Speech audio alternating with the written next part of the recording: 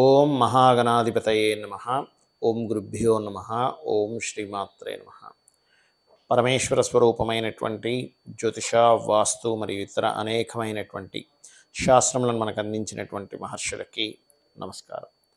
హయగ్రీవ హయగ్రీవ హయగ్రీవేతి యో వదేత్ తస్య నిస్సరతే వాణి జహ్నుకన్యా ప్రవాహవత్. అరుణాం కరుణాతరంగితాక్షీం ధృతపాశాంకుశపుష్పబాణచాపాం అనిమాదిభిరావృతాం మయూకైః అహమిత్యేవ విభావయే భవానీం. శ్రీమాత్రే నమః. ప్రేక్షకులకి ఆ లలితాంబిక అమ్మవారి యొక్క అనుగ్రహం పరిపూర్ణంగా కలగాలని మనస్ఫూర్తిగా కోరుకుంటూ, ఇప్పుడు చెప్పబోయేటువంటి వార ఫలితాలు ఏవైతే ఉన్నాయో 22వ తేదీ నుంచి 28వ తేదీ మధ్యలో, ఇది 2 గ్రహాలకి మధ్యలో ఉండేటువంటి వారంగా చెప్పుకోవాలి దీన్ని. కాబట్టి ఈ వారం చెప్పేటువంటి పరిహారాలు కానివ్వండి, జాగ్రత్తలు కానివ్వండి, చాలా జాగ్రత్తగా పాటించండి. అదేవిధంగా చెప్తుంది నేనైనప్పటికీ కూడా చెప్పేస్తుంది సాక్షాత్ లలిత అమ్మవారిగా భావిస్తూ, ముందుగా అసలు గ్రహస్థితి ఏ విధంగా ఉంది అనేటువంటి తెలుసుకుందాం. కుంభంలో వక్రించిన శని, మీనంలో రాహువు, వృషభ రాశిలో గురువు చంద్రుడితో 22వ తేదీ ఉంటున్నాడు. ఈ యొక్క చంద్రుడు కర్కాటక రాశి వరకు సంచారం జరుగుతుంది. అదేవిధంగా మిథున రాశిలో కుజుడు, మరియు 22వ తేదీ బుధుడు సింహంలో ఉంటాడు, కానీ 23వ తేదీ రవి కేతువుల దగ్గరికి బుధుడు మారుతాడు. ఇక శుక్రుడు తులారాశిలో ఉన్నాడు. ఈ యొక్క గ్రహస్థితిని అనుసరించి ద్వాదశ లగ్నాల వారికి, లగ్నం తెలియనటువంటి వారు రాశి నుంచి చూసుకోవచ్చు వారికి ఏ విధంగా ఉండబోతుంది, ఏ జాగ్రత్తలు తీసుకోవాలి, ఏ పరిహారాలు చేసుకోవాలి అనేటువంటి విషయాన్ని మనం ఒక్కొక్కటిగా తెలుసుకుందాం. తులాలగ్నము, తులారాశి. తులవారికి మీకు కనుక చూసుకున్నట్లయితే మీకు 18వ తేదీ ఏదైతే ఉందో చంద్రగ్రహణం జరిగింది. ఇప్పుడు నెక్స్ట్ మీకు సూర్యగ్రహణం జరగనుంది 12వ స్థానంలో. మీకు 6వ స్థానంలో జరిగినటువంటి చంద్రగ్రహణం అన్ని విషయాల్లోని సక్సెస్ఫుల్గా వెళ్ళడానికి, ధైర్యంగా వెళ్ళడానికి, పోటీ పరీక్షల్లో సక్సెస్ అవ్వడానికి చూపిస్తుంది. కానీ 12వ స్థానంలో ఉండేటువంటి సూర్యగ్రహణం, జరగబోయే సూర్యగ్రహణం అమావాస్యకి మీరు ఇన్వెస్ట్మెంట్స్ చేసేటువంటి విషయాల్లోని, విదేశాలకు వెళ్ళేటువంటి అంశాల్లోని కాస్త జాగ్రత్తగా ఉండాలనేటువంటి సూచిస్తుంది. కాకపోతే లగ్నంలో శుక్రుడు వచ్చి కూర్చున్నందుకు కాస్త ప్లెజెంట్నెస్ అనేటువంటిది పెరుగుతుంది, అందులో ఎటువంటి సందేహం లేదు. కాకపోతే మీ యొక్క మనీని ఏదైనా ల్యాండ్స్ లేదా ఎక్కడైనా ఉద్యోగం కోసం ఎవరో ఉద్యోగం ఇప్పిస్తాను అంటే అటువంటి విషయాల్లో ఇన్వెస్ట్మెంట్ చేసేటప్పుడు కొంత జాగ్రత్తగా ఉండండి. బికాజ్ ఆఫ్ మీ 2వ అధిపతి భాగ్యంలో ఉన్నాడు, బట్ శత్రుక్షేత్రంలో ఉన్నాడు. కాకపోతే ఇక్కడ 12వ స్థానంలో ఉండేటువంటి గ్రహాల సంఖ్య ఎక్కువగా ఉంది. 12లో ఎక్కువ గ్రహాలు ఉన్నాయి, కానీ ద్వితీయంలో ఒక గ్రహం లేదు. గురువు దృష్టి మాత్రం ఉంది, అది కొంతవరకు సేవ్ చేస్తుంది. కానీ అనవసరమైనటువంటి ఖర్చుల జోలికి వెళ్ళకండి. కాస్త షార్ట్ జర్నీస్ అధికంగా ఉంటాయి. కొంచెం తల్లిగారితోని లేదా లేనట్లయితే తల్లి సమాన వాళ్ళతోని కొంత స్ట్రెస్ అనేటువంటిది ఉంటుంది. ఏదైనా గృహం కట్టేటప్పుడు, వాహనాలు నడిపేటప్పుడు కొంత స్ట్రెస్ అనేటువంటిది ఎక్కువగా అవుతూ ఉంటుంది. అదేవిధంగా కొంతమంది ఫ్రెండ్స్, అప్పటి వరకు ఉన్నటువంటి ఫ్రెండ్స్ కొంచెం వాళ్ళు ఎక్కడికైనా వేరే షిఫ్ట్ అవ్వడం, కొంత దూరం అనేటువంటి చాలా స్పష్టంగా చూపిస్తుంది. మరియు అదేవిధంగా గమనించుకున్నట్లయితే ఇక్కడ వివాహ నిర్ణయాలు తీసుకునేటప్పుడు మాత్రం కాస్త జాగ్రత్తగా ఉండండి. జీవిత భాగస్వామితో ఒక్కోసారి చిన్న చిన్న విషయాలకే, నేను ఈ మధ్య అది చూస్తున్నా, ఒక 10-15 ఏళ్ళ నుంచి కూడా ఇద్దరు కలిసి ఉన్నటువంటి వారు చిన్న కారణం పెట్టుకొని డివోర్స్ అయిపోవడం, విడాకులు తీసుకుంటుంటారు. ఎందుకంటే అది ముఖ్యంగా వాళ్ళకి 12వ స్థానం కనుక యాక్టివ్ అయిందనుకోండి, వాళ్ళకి అటువంటి నిర్ణయాలు, అటువంటి ఆలోచనలు వస్తూ ఉంటాయి. కాబట్టి ఇక్కడ మీకు 12వ స్థానంలో గ్రహణం పడుతుంది. కాబట్టి తొందరపాటు పడి జీవిత భాగస్వామితో విడిపోవాలి, ఇది కాకపోతే ఇంకోటి ఏముందిలే, ఇంకోటి చూసుకుందాంలే అనేటువంటి నిర్ణయాలు మాత్రం పొరపాటును కూడా తీసుకోకండి. ఇది గుర్తుపెట్టుకోండి. అలాగే మరొక విషయం ఏంటంటే, ఇక్కడ గమనించినట్లయితే ఈ యొక్క లగ్నం వారికి ముఖ్యంగా, అంటే ఈ తులాలగ్నం వారు కొత్త ఇన్వెస్ట్మెంట్ చేసేటప్పుడు కొంత జాగ్రత్తగా ఉంటూ, అందులో ప్రధానంగా మీరు ఈ యొక్క వారం ఆఖరిలో ఉద్యోగాల కోసం కనుక ఇతర ప్రదేశాలకు వెళ్ళి కనుక ప్రయత్నం చేసినట్లయితే ఖచ్చితంగా సక్సెస్ అనేటువంటిది ఉంది, అందులో ఎటువంటి సందేహం లేదు. ఇక మీరు చేయవలసినటువంటి దేవతా ఆరాధన ఏమిటి? ఎక్కువగా కాళికా అమ్మవారి యొక్క ఆరాధన చేయండి. స్వామివారికి అంటే ఆంజనేయ స్వామికి గారెల దండని సమర్పించండి, అన్ని విధాలా బాగుంటుంది. మరియు కాస్త ఇన్వెస్ట్మెంట్ చేసేటప్పుడు మీకు కంపల్సరీగా ఇన్వెస్ట్మెంట్ చేయాల్సి వస్తే సూర్యుడిని, గణపతిని, విష్ణువుని ఒకసారి తలుచుకొని ఇన్వెస్ట్మెంట్ చేయండి. అయితే ఇది 2 గ్రహణాల మధ్యన వచ్చింది కాబట్టి ఒకటి గుర్తుపెట్టుకోండి, మనకి 18వ తేదీ చంద్రగ్రహణం అయితే 2వ తేదీ అంటే అమావాస్యకి, ఇక్కడ పౌర్ణమికి చంద్రగ్రహణం అయితే అమావాస్యకి సూర్యగ్రహణం ఏర్పడుతుంది.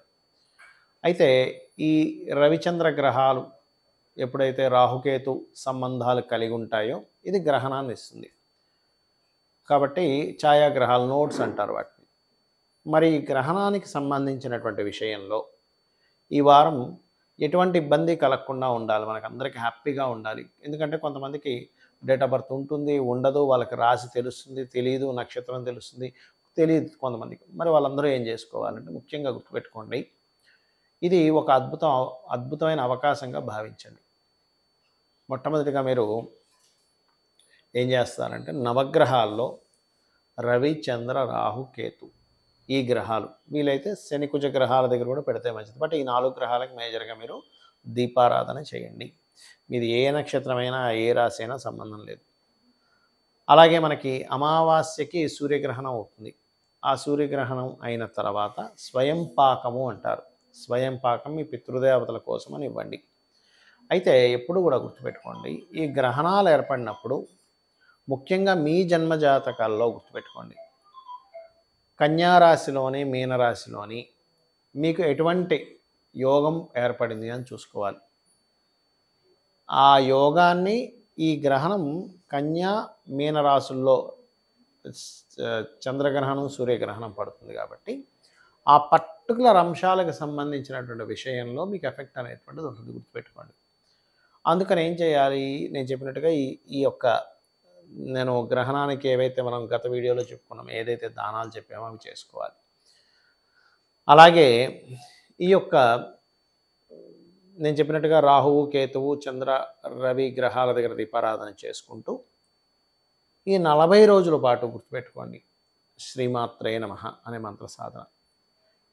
అయితే ఇక్కడ వీటితో పాటు మీ పర్సనల్ చార్ట్ ఎప్పుడు కూడా చూసుకోండి. మీ పర్సనల్ చార్ట్లో ఉదాహరణకు ఒక మంచి యోగ దశ నడుస్తుంది, ఈ గ్రహణాలు ఏమీ అవ్వదు, మీకు ప్రభావం పడదు. అంటే ఎలా అంటే చూడండి, బయట ఒక రెసిషన్ వచ్చింది, బాగా కరువు కాటకాలు ఉన్నాయి, కానీ మీ దగ్గర ధాన్యము, ధనము అన్నీ ఉన్నాయనుకోండి, ఆ కరువుతో మీకు పెద్ద ఎఫెక్ట్ ఉండదు. అలా కాకుండా మీకు ఇబ్బంది ఉండి ఫైనాన్షియల్గా బయట కరువు వచ్చింది, అప్పుడు మీరు ఇంకా ఎక్కువ ఎఫెక్ట్ అవుతారు. అంటే ఎవరి దగ్గర డబ్బులు ఉండవు, మీరు ఎవరైనా అప్పుడుదా ఉన్నా కుదరదు.